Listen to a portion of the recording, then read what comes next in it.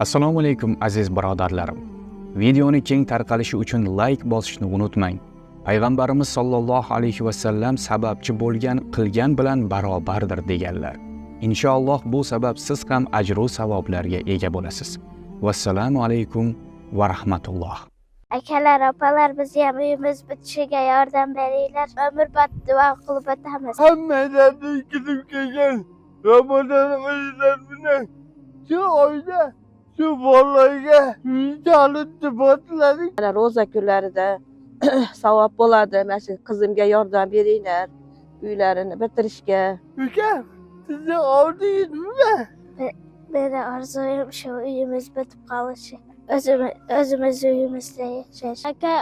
Aka, opam uyimizda yordam beriga duo qilaman. Ramazon oyida savobga terdik boshladik. Bu oyda bergan ehtonimiz ming baravar yoziladi.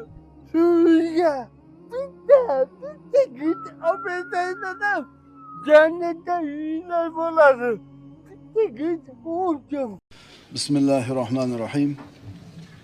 Zikr shaytonning quvvati va savalaydi. Zikr Alloh taoloning rozi bo'lishiga sabab. Zikr g'am anduhlarni ko'tarilishiga sabab. Zikr shodlik va sururga sabab. Zikr qalb va badanning quvvatli bo'lishiga sabab. Zikr qalb va yuzni nurli bo'lishiga sabab.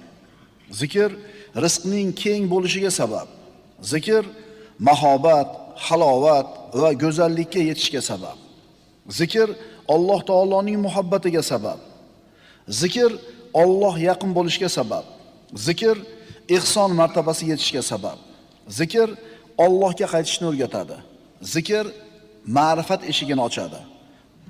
Zikr sababli Alloh bandani zikr qiladi.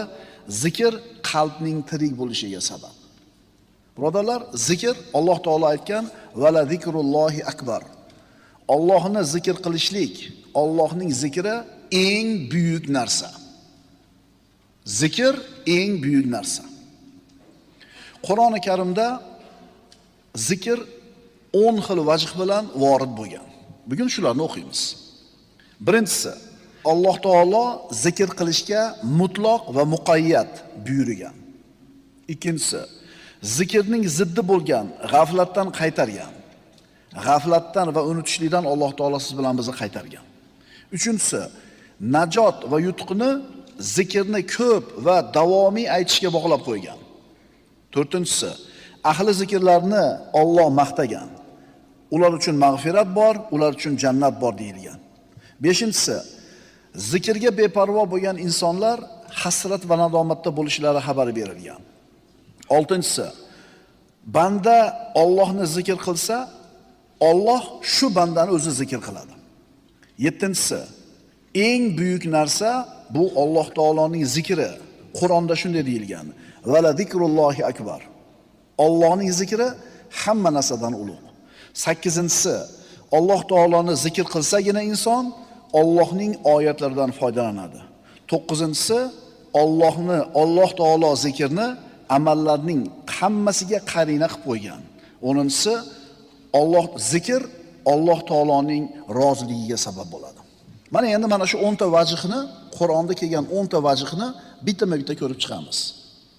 Zikr haqida 10 xil vajh kelyapti, birodarlar. Shuni o'zi siz bilan bizga bu amal qanchalar ulug' ibodat, qanchalar ulug' amal ekanligini ko'rsatib beradi.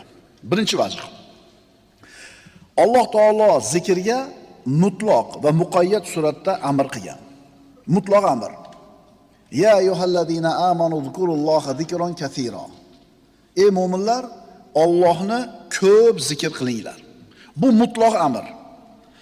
Allohni eslatganki narsani gapirar ekansiz, qilar ekansiz, bu zikr bo'ladi. Tasbih aytdingiz, zikr. Qur'on tilovat qildingiz, zikr. Amr ma'ruf nahiy qildingiz, zikr. Tasbih, tahlil, takbir, bularning hammasi zikr. Demak, Allohni eslatadiganki narsa bu zikr bo'ladi, bu mutlaq suratda aytildi. Endi muqayyat, bog'langan holda aytildi. Astagfirullah. Wadkur robbaka fi nafsika tadarruan wa hifa wa dunal jahr min al-qawl bil ghuduwi wal asal va la takum minal g'ofilin. Parvardigoringizni ichingizda yolvorib, qo'rqib, dildan erta-yu kech yod qiling va g'ofil kimsalardan bo'lmang. Demak, zikr oshkora bo'ladi, maxfiy bo'ladi. Xorlik bilan bo'ladi, huzu bilan bo'ladi, qo'rquv bilan bo'ladi. Mana shu narsalarga bog'langan bo'ladi zikr. Qalbing bilan ham, tiling bilan ham Allohni zikr qilishing kerak. Demak, birinchi vajh Alloh taolo zikrga buyurdi, mutlaq va muqayyad. Ikkinchi vajh. Alloh taolo zikrdan g'aflatda qolishlikdan man qildi. Unutish va g'aflatdan qaytardi. Vala takum minal g'ofilin. G'ofil kimsalardan bo'lmang. Vazkur robbaka idza nasita. Agar unutib qo'ysang, xayolingdan ko'tarib qo'ygan bo'lsa, insonsan banda, darrov Robbini zikr qilgin. Darrov Robbini zikr qilgin. Nimadan g'ofil bo'lma? Allohning zikridan. Birodarlar, hayotimizdagi eng xatarli narsa bu g'aflatda bo'lishlik. Ko'p odamlar g'ofillik, g'aflat uyqusida yashaydi. Uyquda bo'ladi, lekin uxlayotganligini bilmaydi. Bundaylar uyg'onadi. Bir kun albatta uyg'onadi. Qachon uyg'onadi? O'lganidan keyin. Alloh taolay aytadi: "Fazarhum yahuzu va yal'abu hatta yulaqu yawmahum alladhi yu'adun." Bas, bunaqalarni tark qiling. Va'da qilingan kunga ro'baro bo'lgunlaricha nohaq yo'llarda sho'ng'ib, o'z dunyolarida o'ynab kulib yuraversin. Shular bir kun keladi, uyg'onishadi.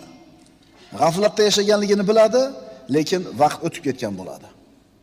Birodarlar, hayot bizni ishlatib yuboradi. Shunaqa bir tushuncha bor. Hayot bizni ishlatib yuboradi. Nima degani? Bitta ishni tugatding, ikkinchisi chiqadi. Bitta g'amingni hal qilding, bitta muammoni yechding, orqasidan ikkinchisi chiqadi. Shunday qilib, muammo ketidan muammo, ish ketidan ish paydo bo'laveradi, qarabsizki, hayot o'tib ketib qoladi. Hayot siz bilan bizni ishlatib yuboradi. Agar birodar seni qilayotgan mana shu dunyodagi ishlaring, tijorating, kasbing, muomalang hamma vaqtingni egallab qo'ygan bo'lsa, Allohni zikr qilishdan to'sib qo'ygan bo'lsa, Allohni zikriga vaqting bo'lmayotgan bo'lsa, sen aniq hasrat nadomatdasan. Chunki mana shu ishlar seni g'ofil qilib qo'yapti. Namozni kech payt o'qib oladi hammasini, shomdan keyin. Bo'ladi. Endi o'qiymiz, bir ishlarimiz pensiyaga chiqqanda o'qiyman degan gap bo'lardi bir 30 yil burun. Eslayapsizlarmi shu gaplarni? Namoz o'qi deb enalar aytsa nima degan? 30 dan boshlayman derdi, ertaroq niyat qilganlari. 30 dan o'tganlar nima derdi? Va ana shu pensiyaga chiqqanda o'qiyman deganlar ham biz aytayotgandek g'aflatda qolgan odamlar. Birodarlar, g'aflat eng xatarli narsa. Alloh taolo aytadi: "Astagfirullah va la takunu kalladina nasulloha fa ansahum anfusahum ulaika humul fasiqun." Sizlar deyapti Alloh. Allohni unutib qo'yganligi sababli Alloh ularga o'zlarini kim ekanligini unuttirib qo'ygan kishilarga bo'lmanglar. Ana o'shalar haqiqiy itoatsiz fosiq kimsalardir. Bir qavm bor, Allohni unutuvdi, umuman unutuvdi, g'aflatda qoluvdi. Allohni unutganligi uchun Alloh ularni o'zlarini kim ekanligini o'zlariga unuttirib qo'ydi. G'arb olamini qarasangiz, u yerdagi odamlarning ayrimlari erkagi erkakka uylanyapti. Ayol ayolga uylanyapti. Ayol kishi erkak kishiman deb, erkak kishi ayol kishiman deb pasport olyapti. Ahmoq emas ular, aqlli insonlar. Dunyo ishlarida siz bilan biz ularga yetishimizga bir 100 yil bor. Dunyo ilm fanida, taraqqiyotida o'tib ketdi bizdan. Lekin Allohni unutib qo'yganligi uchun Alloh ularni inson ekanligini o'zlariga unuttirib qo'ydi. Nima uchun bunday bo'ldi ular? Allohni unutishgan edi. O'xshatish mumkin bo'lsa, relsning ustida ketayotgan poyezd yoki uni vagoni faqat relsning ustida to'g'ri turadi. Agar relsdan tushirib qo'ysangiz, tamom u poyezd. asfaltga tushirasizmi, mramorga tushirasizmi, tuproqqa tushirasizmi, tamom, botib qoladi, siyg'alanib ketadi, xullas tamom bo'ladi. Poyez va uni vagoni faqat relsda to'g'ri yurganidek, inson o'zini insonligini unutmaydi agar Allohni unutmasa. Allohni unutdimi? Tugadi.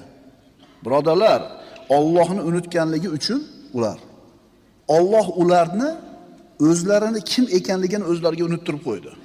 Ular itoatsiz kimsalar. Mana shularga bo'lib qolmanglar deyapti. Alloh sen bilan meni birodar zikrga buyurdi. Mutlaq va muqayyat suratda. Qo'rquv bilan, umid bilan, tazarru bilan, oshkora va maxfiy. Va g'ofil bo'lma deyapti. Va la takum minal g'ofilin. Allohni unutishdi. Shuning uchun bular bu dunyoga nimaga kelganligini unutib qo'yishdi. Nimaga yashayotganligini unutib qo'yishdi. Ustidagi taklifotni unutishdi, omonatni unutishdi, solih amalni unutishdi. Bu ham yetmagandek o'zini ham kimligini unutib qo'ydi. Biz nimani o'rganyapmiz o'zi? Biz nafs tarbiyasini o'rganyapmiz. Qalb tarbiyasini o'rganyapmiz. Nima uchun namozda turganimizda ko'zimizga yosh kelmayapti? Shuni sababini o'rganyapmiz. Nima uchun qalblarimiz qatib ketgan? Nimaga bir yumshoqlik yo'q? Nimaga ko'z yoshi yo'q? Nimaga? Mana shu tasavvufdan uzoq bo'lib ketganimiz uchun. Nafs, qalb tarbiyasidan uzoq bo'lib ketgan. Biz shuni o'rganyapmiz. Uchinchi vajh, najot va yutuq Alloh azza va jallaning zikriga bog'lab qo'yildi. Falonchi hayotda muvaffaqiyatga erishdi deyiladi. Bu nima degani? Hayotda uni topdi degani. Bir ilmni, kasbni, hunarni puxta egalladi degani.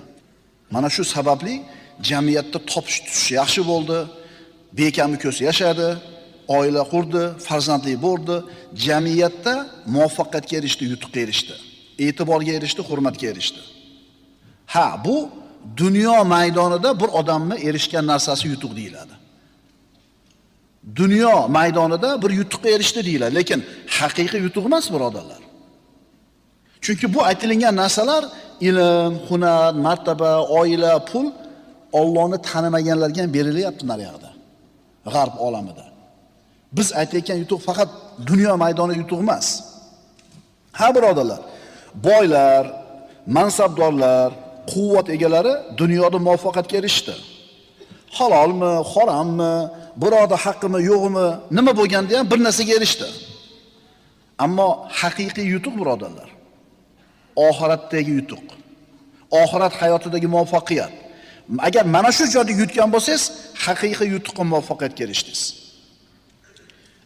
Mana oramizda badavlat odamlar bor, o'rtahol odamlar bor, kambag'al odamlar bor.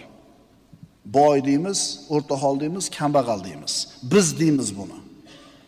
Lekin Ali ibn Abi Talibda bir ajib so'zi bor ekan. Bu ulug' sahobiy aytadiki, boylik va faqirlik Allohga ro'baro bo'linganidan keyin ma'lum bo'ladi. Kimni haqiqiy boy bo'lgani, kimni haqiqiy faqir bo'lgani Allohga ro'baro bo'lgandan keyin bilinadi deydi. Agar shu falsafadan, shu tasavvurdan kelib chiqib turib aytadigan bo'lsak, kim haq, kim nohaq qiyomat kuni aniq bo'ladi. Kim yutdi, kim yutkizdi qiyomat kuni aniq bo'ladi.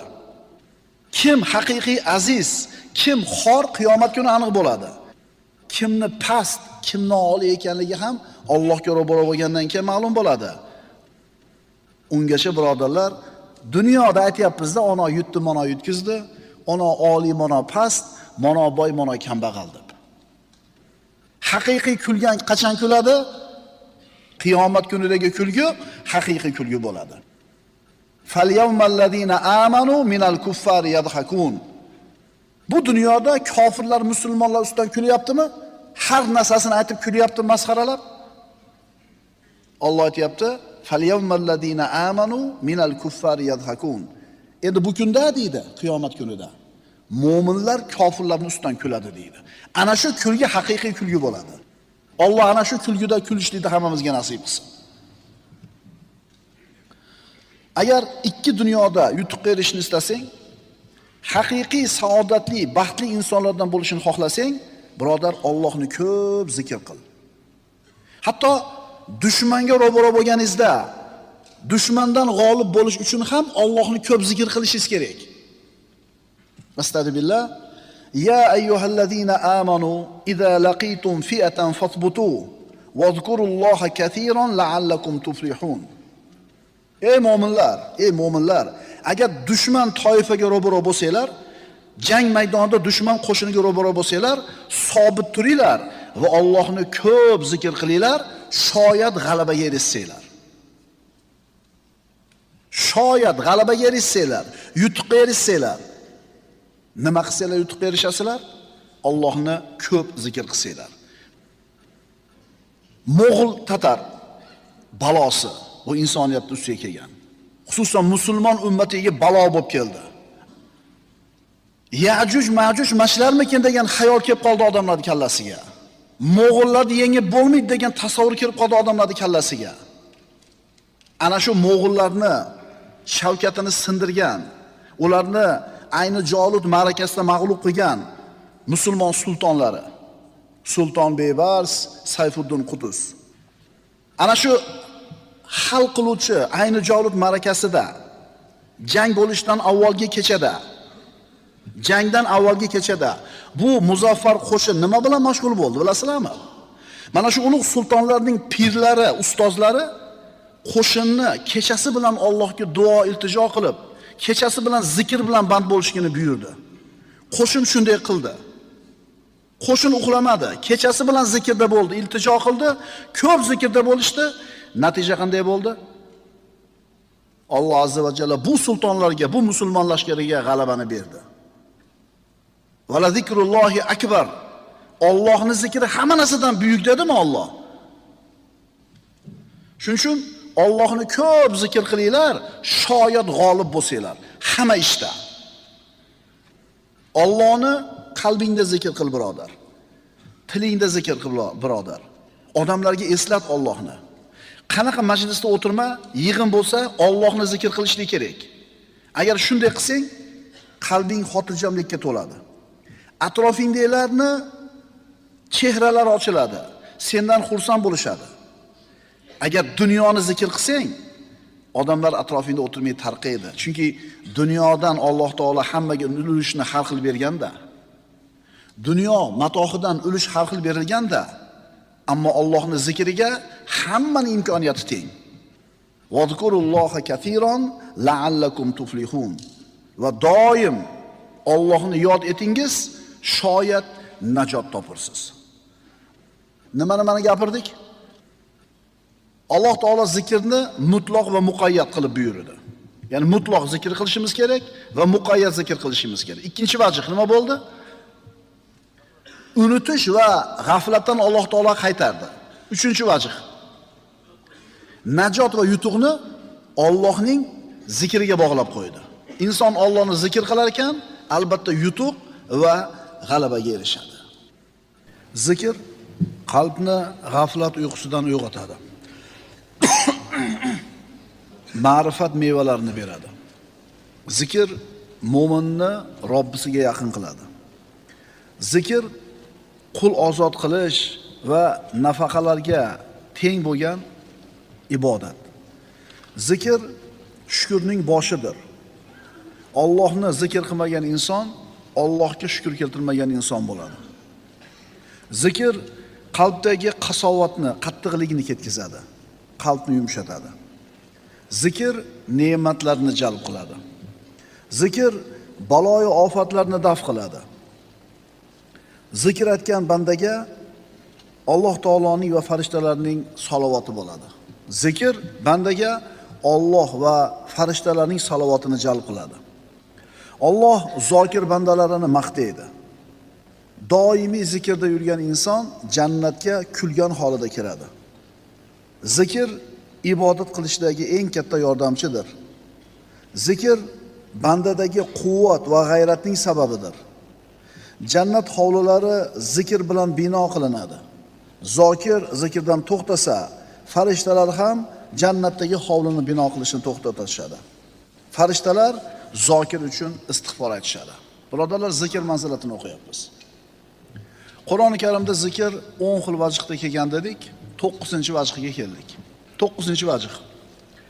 Zikr hamma solih amallarning qarinasidir. Ya'ni solih amallarning hammasida zikr bo'lishligi kerak dedi ulamolar. Solih amal bor, yonida albatta zikr bo'lishligi kerak. Chunki Alloh taolo aqimis solata li zikri dedi. Meni zikrim uchun namozni qoyim qiling. Kishi namoz o'qisa, lekin tilida, qalbida haqiqatan Allohni eslamaydigan bo'lsa, bu namozi komil namoz deyilmaydi. Namoz bilan zikr birga bo'lish kerak. Roza bilan zikr birga bo'lish kerak. Haj bilan zikr birga bo'lishligi kerak. Oysha roziyallohu anhodan rivoyat qilingan hadisda Payg'ambarimiz sollallohu alayhi vasallam aytadilar: "Innama ju'ilat tawafu bil bayt va bis safa val marwa va ramyul jimar li iqomati zikrillahi azza va jalla." Albatta baytni tavof qilish hamda Safo va Marvada yurish, shaytonga tosh otish Allohning zikrini qoyim qilish uchun qilindi dedi Rasululloh sollallohu alayhi vasallam. Hajni boshidan oxirigacha bo'ladigan amallari dan maqsad Allohning zikrini qoyim qilishlik. Ya ayyuhallazina amanu idza laqitum fi'atan fasbutu va zkurulloha katiran la'allakum tuflihun. Hatto jang maydonida kofirlar bilan musulmonlar jang qilar ekan, mana shu o'rinda ham zikr bo'lishligi shart. Chunki Alloh taolo aytadi: "Ey mu'minlar, kofir jamoaga ro'baro bo'lganinglarda sobit bo'linglar, sabotli bo'linglar va doim Allohni zikr qilinglar, shoyat najotga erishsanglar." Ko'ring, namozda ham, ro'zada ham, hajda ham, jihodda ham Allohning zikri talab qilinyapti. Payg'ambarimiz sollallohu alayhi vasallam aytadilar: "Sabaqal mufarridun." Imom Muslimda keltiriladi bu hadis. Mufarridlar o'zib ketdi. Ya'ni savobga erishishlikda mufarrid bandalar o'zib ketdi. Va mal mufarridun ya Rasululloh. Mufarridlar kimlar ya Rasululloh? Rasululloh javob berdilar: "Az-zakirunalloha katiran va zakirat." Allohni ko'p zikr qilgan erkaklar va Allohni ko'p zikr qilgan ayollar. Mana shu bandalar savob amallarda hammadan o'zib ketishdi. Siz bilan biz bir piyola suv ichyapmiz, bismillah deymiz. Ichib bo'lganimizdan keyin alhamdulillah deymiz. Mana shu zikr. Farzandlarimizga ko'zimiz tushgan paytda ko'zimizni quvonchi alhamdulillah deymiz. Bu ham Allohning zikri. Alloh taolo sizga bergan nimaiki ne'mat bo'lsa, ana shuni ko'rib turib Allohni eslayapsizmi? Demak, zokirsiz. Mana shunda siz bilan biz g'ofil bo'lmagan zokir banda bo'lamiz. Mana shu atrofimizdagi borliq bizga doimiy suratda Alloh taoloni eslatib turishligi kerak bo'ladi. Mana keyingi o'qilgan hadisimiz yana zikrda qanchalar fazilati ulug' ekanligini siz bilan bizga bayon qiladi. Ana Abi Dardo radhiyallohu anhu qala an-nabiy sallallohu alayhi vasallam: "Ala unabbikum bi khayri a'malikum." Rasululloh aytibdilar: "Sizlarni qiladigan amallaringizda eng yaxshisini aytib beraymi? Va azkaha inda malikikum." Podshohlaringiz, ya'ni Robbingiz Alloh huzuridagi eng pokizasi haqida, darajangizni oliy qiladigani haqida, tilla va varaqni infoq qilishingizdan ko'ra yaxshiroq bo'lgani haqida, dushmaningizga yo'liqib, ular sizlarning bo'yinlaringizga urishlari va sizlar ularning bo'yinlariga urishingizdan ko'ra yaxshiroq amalni xabarini beraymi? Qarang, Allohning huzuridagi eng pokizasi, darajamizni ko'taradigani, xayr infoq ihson qilgandan yaxshirog'i, jihoddan ko'ra yaxshiroq bo'lgan amalni xabarini beraymi? Ha deyishdi sahobalar. Payg'ambarimiz sollallohu alayhi vasallam aytdilar: "Zikrullohi taala." Alloh taoloning zikri. Har kuni birodarlar nafl namoz, nafl roza tuta olmaymiz. Har kuni nafl sadaqalarni qila olmaymiz, chunki imkoniyatimiz cheklangan, imkoniyatimiz har xil bo'ladi, kimda bor, kimda yo'q. Lekin zikr qilishlik mana shu ishlarda hammasidan ko'ra savobi ulug' bo'lgan amal deyilyapti. So'z bormi shundan keyin birodarlar? Savol bormi boshqa? Yo'q. Eng yaxshi amal nima ekan? Zikr. Chunki Alloh taolo aytdi: "Va la zikrullohi akbar." Allohni zikr qilishlik eng buyuk narsa. Rasululloh mana shu zikrning fazilatini siz bilan bizga bildirib yana aytadilar: La yaqudu qawmun yadhkuruna Alloha azza va jalla illa khaffathumul malaika. Bir toifa odamlar, bir qavm biror bir joyda o'tirib Alloh taoloni zikr qilishadigan bo'lsa, ularni maloikalar o'rab oladi. Va g'ashiyatuhumur rahma. Ularni rahmat qoplaydi. Va nazalat alayhimus sakina. Ularni ustiga osoyishtalik, sakina tushadi. Va zakarahumullohu fi man indahu. Va mana shu bandalarni Alloh o'zini huzurida zikr qiladi. Ya'ni farishtalarga maqtaydi. Nima qilsa somorda o'tirib osh yesammi? Yo o'tirib telefon ko'rsammi? Nima qilsa? Odamlar to'planadi, birodarlar. Inson ijtimoiy maxluq. To'planadi, o'tiradi. Albatta bu o'tirishlarda har xil gap so'zlar bo'ladi. Foydasi bormi, yo'qmi, xullas gapirishadi. Endi mana shuni o'rniga Allohni zikr qilsa-chi? Halol haromni gapirsa, buyruq qaytarini gapirsa, Rasulullohning hadislarini aytsa, oxiratni eslashsa, Rasulullohning sifatlarini gapirsa, jannat, do'zaxni eslashsa. Birodarlar, qalblarimiz mana shunga o'xshagan majlislarga intilib turishligi kerak. Chiqib ketishlikka shoshilmaslik kerak. Rahmat qoplaydi, qalblariga sakinat, osoyishtalik tushadi va Alloh shu bandani maloikalarga maqtaydi. Alloh sizni eslashidan ko'ra kattaroq narsa bormi siz uchun? Va zakarahumullohu fi man inda. Ana shu majlisda o'tirganlarni Alloh o'zini huzurida maqtaydi. Kunlarda birida payg'ambarimiz sollallohu alayhi vasallam chiqib kelsalar masjidga, bir to'p sahobalar bir halqa bo'lib o'tirishibdi. Aytdilarki, "Ma ajlasakum?" Nimaga o'tiribsizlar? Nima sizlarni bu yerda jamladi, o'tkizdi? Sahobalar jalasna nazkurulloh. O'tirib Allohni zikr qilyapmiz. Unga hamd aytyapmiz, islomga hidoyat qilganligiga va bizga qilgan inomlariga. Rasululloh ularning so'zini eshitib turib, "Rostdan ham shundan boshqa narsa uchun o'tirmadinglarmi? Sizlarni faqat Allohning zikri jamladimi? Vallohi faqat shu narsa uchun o'tiribmiz" deydi. Payg'ambarimiz aytdilar, "Faqat shu narsa uchun o'tiribsizlarmi? Boshqa niyat yo'qmi?" Albatta Jabroil kelib menga xabar qildiki, Alloh sizlarni maqtayapti ekan. Alloh sizlarni maqtayapti ekan. Nimaga kelib o'tiribmiz bu yerda, birodarlar? Suv ichgani keldikmi? Boshqa niyat yo'q-a? Qur'onni eshitamiz, namoz o'qiymiz, ilm majlisida qatnashamiz, Allohni zikr qilamiz deb keldikmi? Boshqa niyat yo'qmi? Demak, Alloh bizni ham maqtayapti, birodarlar. Shuning uchun birodar, o'tirding birov bilan, oshnangmi, qo'shningmi, kim? Allohni gapirsang, ilmni muzokara qilsang, Allohning oyatlarini gapirsang, Muhammad alayhisolamning sunnatini gapirsang, xursand bo'l. Mana shu bashorat sen haqingda ekan. Demak, inson bir majlisga yeyish uchun emas, bir kulib maza qilib kelish uchun emas, avtoritet olish uchun emas, biron bir dunyo maqsadi uchun emas, Allohning zikrida boradigan bo'lsa, Alloh maqtagan bandalar qatorida qo'shiladi. Payg'ambarimiz sollallohu alayhi vasallamning huzuriga bir to'p kishilar kelishdida, shulardan bittasi aytdi: "Ya Rasululloh, inna shara'il islam qad kasurat alay." Ya Rasululloh, shariati islomiyaning ishlari, buyruqlari, amallari menga ko'plik qilyapti. Fa akhbirni bi shay'in atashabbathu bihi. Menga bitta ishni o'rgating, mahkam ushlay shuni. Ko'payib ketdi, hammasini qila olmayapman, bittasini tavsiya qiling, shuni mahkam ushlay. Rasululloh aytdilar: "La yazalu lisanuka ratban min zikrillah." Tiling doimo Allohning zikri bilan nam bo'lsin. Tushunarlimi? Zikrda bo'l deyapti. Shariatda amallari ko'payib ketdi desa, bittasini ayting desa, shuni aytayapti Rasululloh sollallohu alayhi vasallam. Shuning uchun o'zimizdan chiqmasin, birodarlar. Doim zikrda bo'laylik.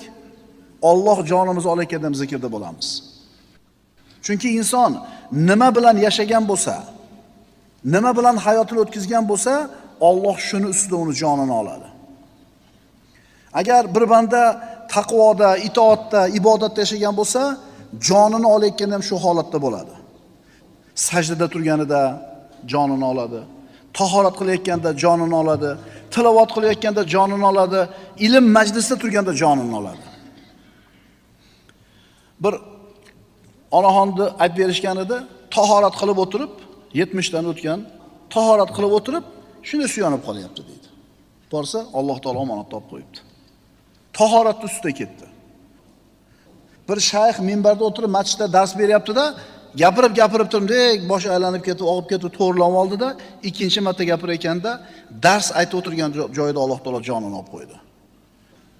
Kim nimani ustida yashasa, shuni ustida jon topshiradi. Shuni ustida vafot etadi. Endi kim nimani ustida vafot topgan bo'lsa, shu narsani ustida qiyomatda tiriladi. Shuning uchun zikr bilan tilimiz doim ovora bo'lsin, doim zokirlardan bo'laylik. Shoyat oxirgi lahzamiz kelganda la ilaha illalloh deganimizda Alloh jonimizni olsin. Chunki Rasul aytganlar, kimni oxirgi aytgan so'zi la ilaha illalloh bo'lsa, jannatga kiradi deganlar. Yana bir rivoyatda payg'ambarimizdan so'rashdi. Odamlarning eng yaxshisi kim? Qaysi odam eng yaxshi odam? Rasululloh aytdilar: "Man tola umruhu va hasuna amaluhu." Umri uzun bo'lgan va amali chiroyli bo'lgan inson odamlarning yaxshisi. Ikkinchisi so'radi: "Shariatni taklifotlari ko'payib ketdi. Fababun natamassaku bihi jami'un."